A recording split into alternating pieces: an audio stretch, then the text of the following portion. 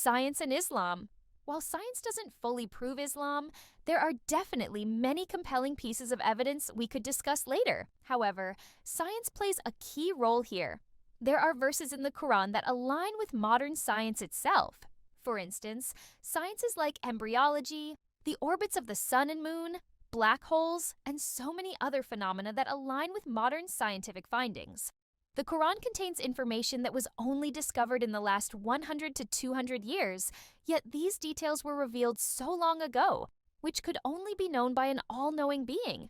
Moreover, the interpretation of some verses was written thousands of years ago. For instance, Ibn Taymiyyah, a 13th century Islamic scholar, included these ideas in his writings. There's a consensus among Islamic scholars that the earth is spherical.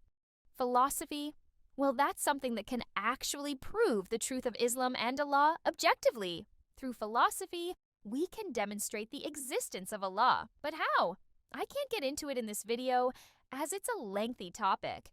But if you want to know more, you should definitely watch this video. Islamic philosophy is incredibly strong, featuring arguments like the contingent argument and the cosmological argument. These arguments were presented by thinkers like Ibn Sina and Imam Abu Hamid al-Ghazali around 900 years ago, and they offer proof of Allah's existence. Once you understand the contingency argument, you'll see that no philosopher in history has been able to refute it successfully, as this argument is based on Surah Ikhlas in the Quran. The mathematical structure of the Quran is just amazing. When you research it and study it in depth, you realize that maintaining such a structure is nearly impossible. This is especially incredible because the Quran wasn't revealed all at once. It was revealed over 23 years. You can find videos on this topic on YouTube as well as books. Want to hear about one of the Quran's mathematical phenomena? It even mentions Neil Armstrong as the first person to land on the moon, with the exact year, date, time, and even the second. You can look this up online. Going over it in this video would make it way too long. The Quran holds countless significant historical facts too, like the famous example of Pharaoh. Allah promised that Pharaoh's body would be preserved, and it actually is. It's almost unbelievable, isn't it? The Quran is filled with historical facts that hadn't been discovered in the 7th century, and yet they're right there in it. It's really impressive and stands as one of the strong pieces of evidence for Islam.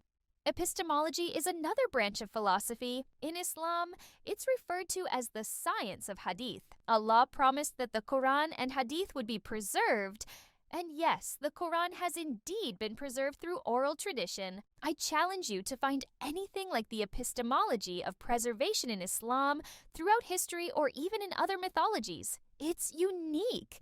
Just watching this video is mind-blowing, but studying the principles of Usul al-Hadith alone in Islam takes about 2 to 3 years. Amazing, right?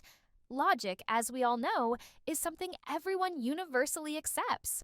When something is logically sound, people might reject it out of ego. But deep down, they still know it's true. In the early days of Islam, there were certain things that people found illogical. Like, if Allah has already written everything, how can we still have free will? Or, could Allah create a stone so heavy he couldn't lift it? There were countless questions like these that lacked answers when Islam first emerged. But our scholars who studied philosophy and logic went on to write works of 100,000 or even 200,000 pages on just the tafsir of the Quran, rationalizing each verse. Imam al-Razi, for example, wrote a tafsir over 800 years ago that addresses every question that seemed illogical. Similarly, Ibn Taymiyyah tackled these types of questions in his books on logic and hadith. Prediction 2 is a major proof of Islam. If you're interested in understanding predictions in depth, read the book Forbidden Prophecies. Or if you're not into reading, you can check out this series by Muhammad Hijab. The Quran and Hadith mention events like the defeat of the Roman and Persian empires, the Mongol invasions, and many other unpredictable events. These serve as substantial evidence for Islam if you study them in depth. Then there's prophethood, studying the life of Prophet Muhammad, peace be upon him. And the testimonial evidence, like the splitting of the moon, offers significant insight. Let me give you a simple example here. If Prophet Muhammad's aim was to establish his own empire, why would he introduce something like fasting? Even his companions observed fasting, and we know fasting can weaken people physically. This is just a small example, but there are countless other points like this. When you learn about them, you'll realize that prophethood itself is one of the strongest proofs of Islam. If you want to dive deeper, you'd need to read Al-Bidayah wal Nihaya, the Islamic history book by Ibn Kathir, or if you're not into reading, you can check out this series by Muhammad Hijab. Now, Fitra, Islam's greatest proof. There is simply no greater evidence than this. Imam Ghazali once said, "Certainty doesn't come from gathering proofs to build an argument, but from what's already present in the heart." At some point, you'll feel certain that Islam is the truth, even without any proof. You might say this sounds illogical, but watch this video and you'll understand the concept of fitrah. Ibn Taymiyyah explained it in even more detail. The purpose of this video was simply to introduce the different methods of proving Islam. If we were to go in depth on even one of them, I could make videos on just that concept for an entire year. Anyway, that's all for today's video. If you enjoyed it, please subscribe and let me know your ideas for the next video in the comments.